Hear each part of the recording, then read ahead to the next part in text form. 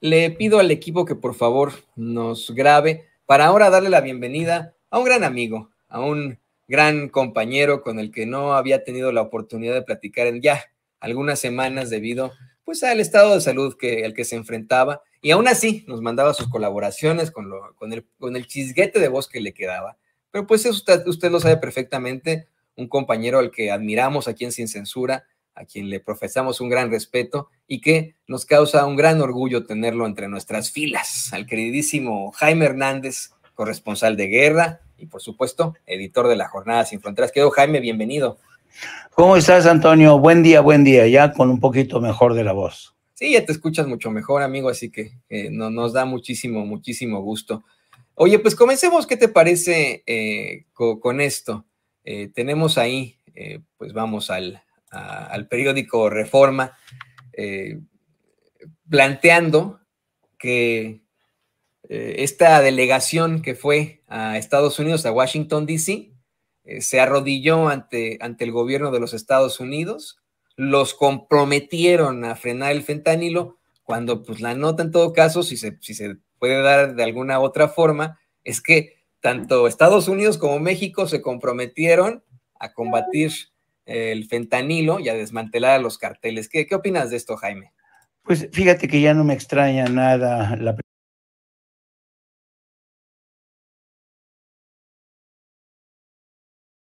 primera plana del Reforma. Yo estoy convencido de que el Reforma, además de ser un periódico, ya lo puedo decir con todas sus letras, es un vendepatrias, el Reforma. ¿Por qué? Pero además una cosa que a mí se me hace mucho más grave, si es que puede ser aún más grave el ser acusado de vendepatrias. Yo creo que el periódico Reforma desde hace ya un buen tiempo se dio de baja como un medio de comunicación serio. Un medio de comunicación que le está faltando el respeto a sus lectores. Y a sus lectores me refiero a gente de, pues, la llamada clase conservadora, ¿no? Que es muy legítimo. Hay gente de la clase conservadora que yo respeto mucho, gente muy inteligente. Y a mí me da tristeza realmente que el Reforma, en este afán de hacer propaganda anti-AMLO, pues les escamotee información clara, fidedigna, que les permita a ellos tener sus propias ideas, ¿no?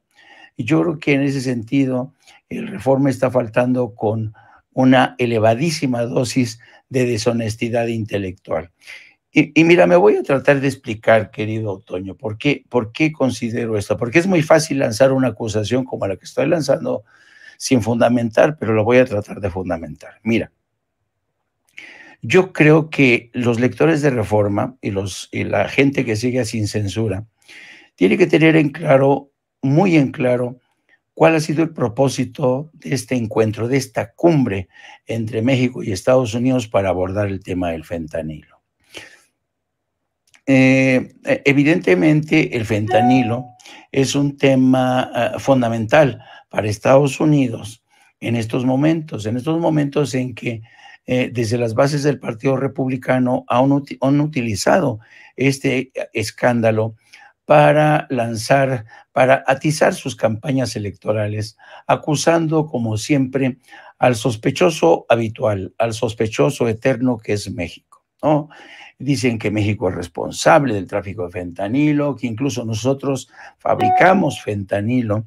Y lo cierto es que esto no resiste un análisis serio. El presidente de la República ha insistido una y otra vez que México no manufactura, no elabora fentanilo, y sobre todo el fentanilo que se distribuye en Estados Unidos para usos, para que muchachos jóvenes y de toda edad se droguen. Primero, yo creo que lo que hay que entender, y lo hemos repetido en muchas ocasiones, Antonio, es que la crisis del fentanilo se desata en Estados Unidos a mediados de los 90, cuando los laboratorios de Purdue Pharma lanzan al mercado un producto cuya base es el oxicodín. Bueno, En 1996, Purdue Pharma lanza este producto para combatir el dolor. ¿Y qué es lo que ocurre?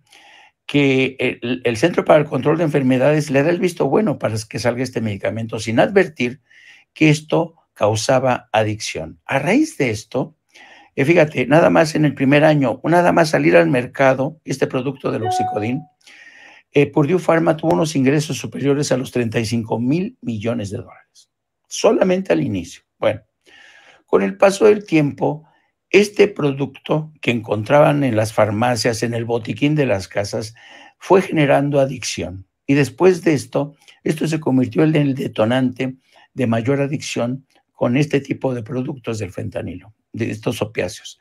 Bueno, entonces, ¿qué es lo que ocurre? Que la gente que ya no conseguía recetas médicas a base del Oxicodin empezó a buscar en el mercado negro el fentanilo, que es más barato, pero es mucho más peligroso.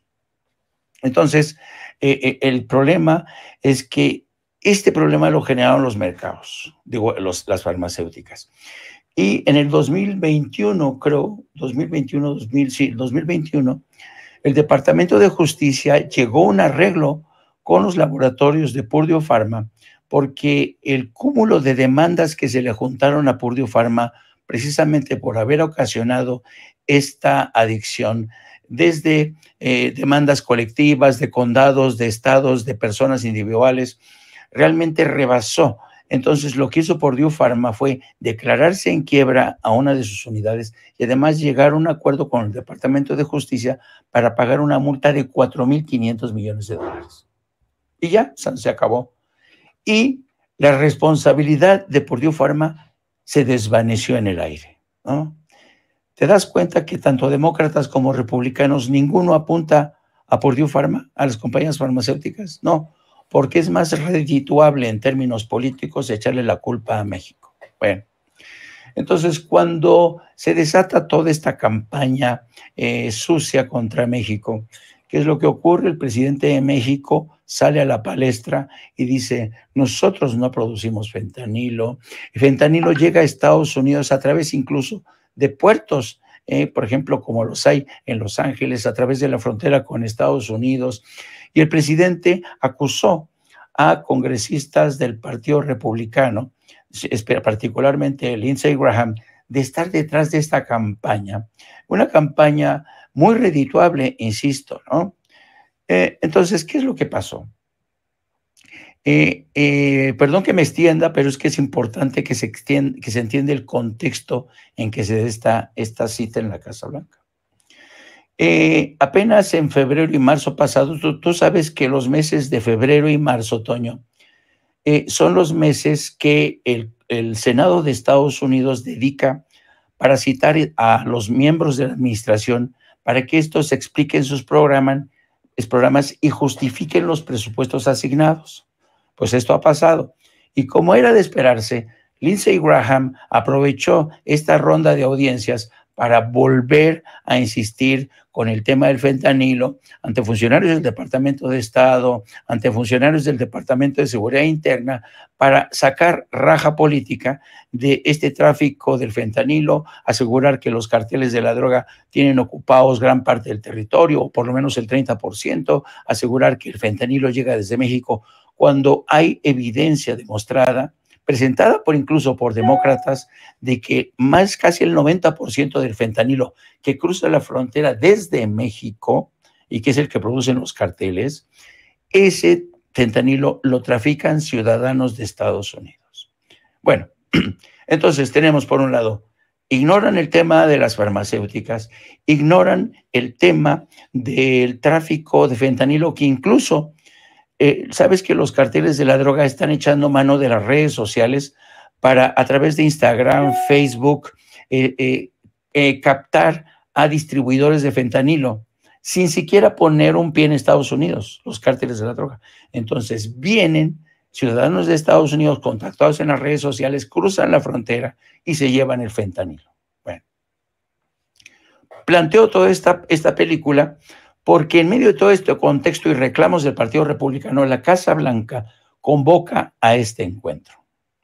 Y a mí lo que me llama poderosamente la atención de este encuentro es que Rosa Isela Rodríguez lanza un discurso en el que no evita señalar que México va a defenderse en contra de estos ataques, sobre todo el Partido Republicano, que presentan a México como el principal responsable. Dijo Rosa Isela, y a mí me pareció un discurso fantástico, que México va a colaborar, va a contribuir, pero también se va a defender de estas acusaciones que son falsas. Bueno, entonces, este es el contexto en que se da todo. Bueno, pero por otro lado, Toño, hay severas críticas hacia el Departamento de Estado y la Casa Blanca porque tratándose del fentanilo, tratándose de las relaciones particular con México, el Departamento de Estado y el gobierno de Estados Unidos no está haciendo lo suficiente para mejorar sus relaciones con México, que ha sido un colaborador leal.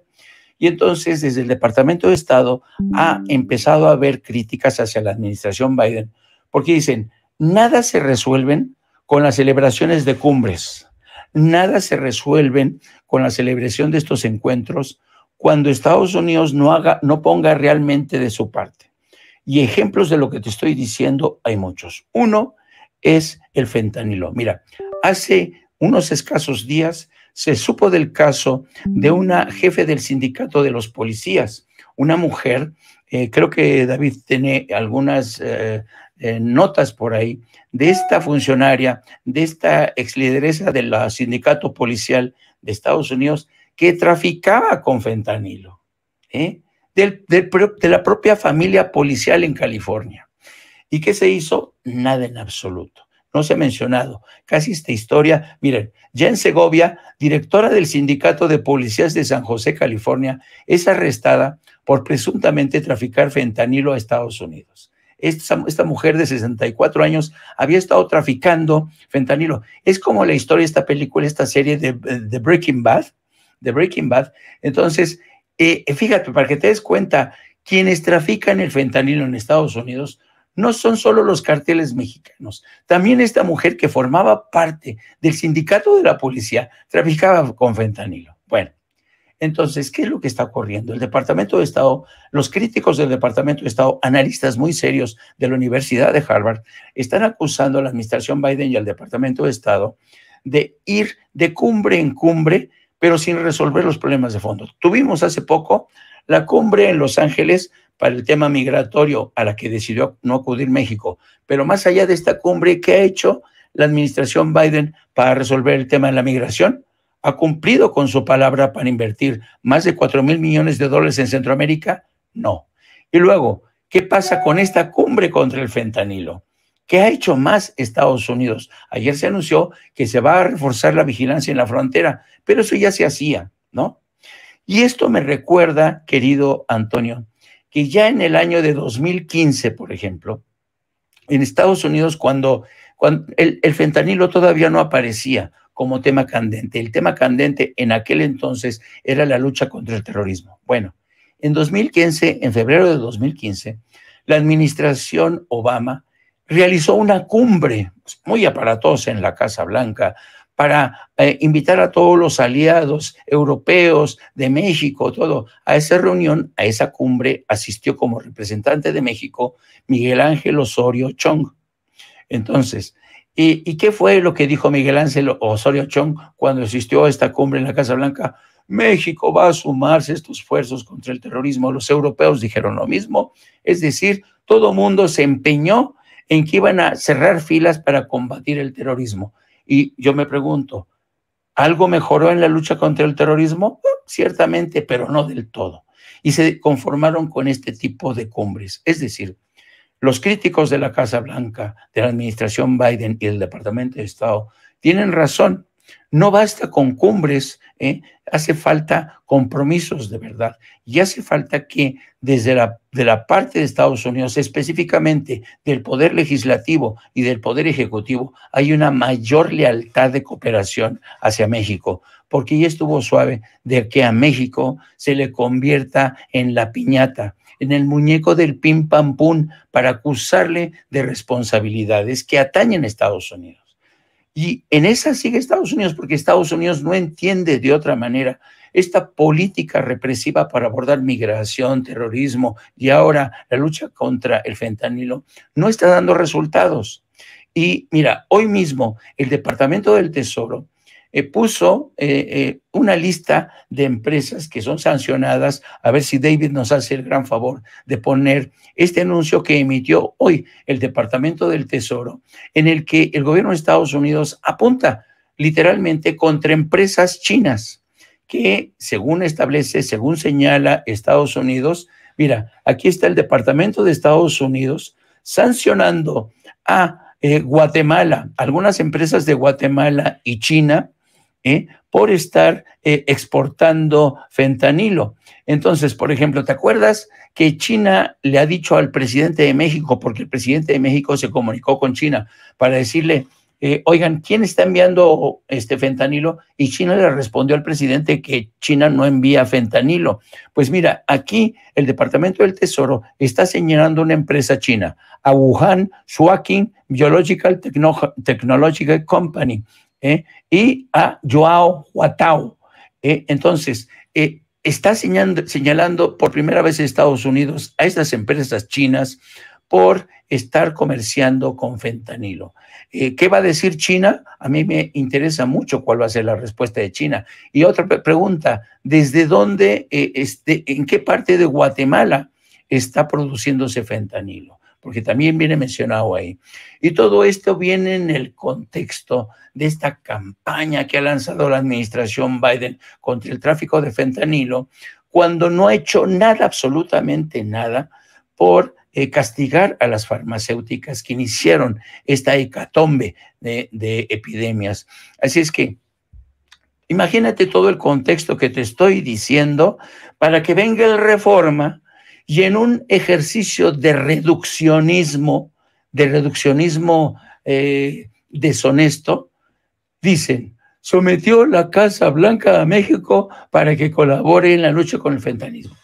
¿Te das cuenta qué deshonestidad del Reforma al reducir todo lo que te estoy diciendo a una simple nota en la que quieren presentar a México como un vasallo, como un sirviente de Washington, que Washington le truena los dedos y México dice, sí, señor, lo que ustedes digan, porque además existe el discurso de Rosa Isela en el que no fue un sí, señor, como usted diga, señor, no. Rosa Isela plantó cara y yo te apuesto que ese discurso de Rosa Isela fue vetado, quiero decir, fue revisado por el presidente de la República. Yo no me creo que el discurso de Rosa Isela no haya sido revisado por el presidente. Y fue muy claro, nosotros vamos a colaborar como lo estamos haciendo, pero también nos vamos a defender de acusaciones como las que nos están lanzando de manera infundada. ¿Qué te parece, Toño? Estoy totalmente de acuerdo contigo, quise interrumpirte a veces, pero decía, no, está dándole con todo, Jaime, exactamente a lo que está ocurriendo acá en Estados Unidos. Yo creo que no solamente no lo mencionan, creo que lo hacen a propósito de republicanos y demócratas, el mismo gobierno federal, porque las empresas farmacéuticas acá en Estados Unidos y en el mundo son de las más poderosas, querido Jaime. Son esas que siempre desconocemos sus ganancias, que podrían incluso ser muchísimo mayores que las de Jeff Bezos, que las de Elon Musk, etcétera, pero siempre se manejan en ese velo pues, de que no sabemos de qué se trata, de qué van estas empresas farmacéuticas. Y creo que ahí radica el problema. Por más que nosotros le exijamos al gobierno de Estados Unidos que reconozca que también en todo esto hay problemáticas con las farmacéuticas, me parece que esa industria y esa esfera del poder tiene muchísimo más fuerza incluso que algún tipo de administración acá en los Estados Unidos, lo digo con mucho respeto. La realidad es que lo han demostrado con la cantidad impresionante de cabilderos que tienen, cómo es que de ninguna forma se regula el mercado de las drogas acá en los Estados Unidos, de las drogas legales, cómo es que está ínfimamente ligado a las aseguradoras acá en Estados Unidos y cómo es que nos cobran una cantidad exorbitante por esos seguros que nos obligan a comprar, por esos deducibles que nos obligan a obtener para que en algún momento no sea el seguro, sino sea de parte gubernamental, que se adquieran esos medicamentos que nos recetan los médicos y que siempre nos están empujando los médicos, y que tú checas en las facturas cuánto le cobran a tu seguro, cuánto le cobran al gobierno por tu medicamento, y te das cuenta que son cifras estratosféricas, porque es todo un negocio y una terrible cadena de círculo vicioso en todo lo que está ocurriendo. Entonces, creo que para enfrentar esa crisis del fentanilo, no se tendría ni siquiera que hablar de crimen organizado, querido Jaime. Creo que tendríamos que hablar de, pues, ir directamente contra esas esferas del poder, pero esas esferas del poder tienen mucha más fuerza que los mismos gobiernos. Le pido al equipo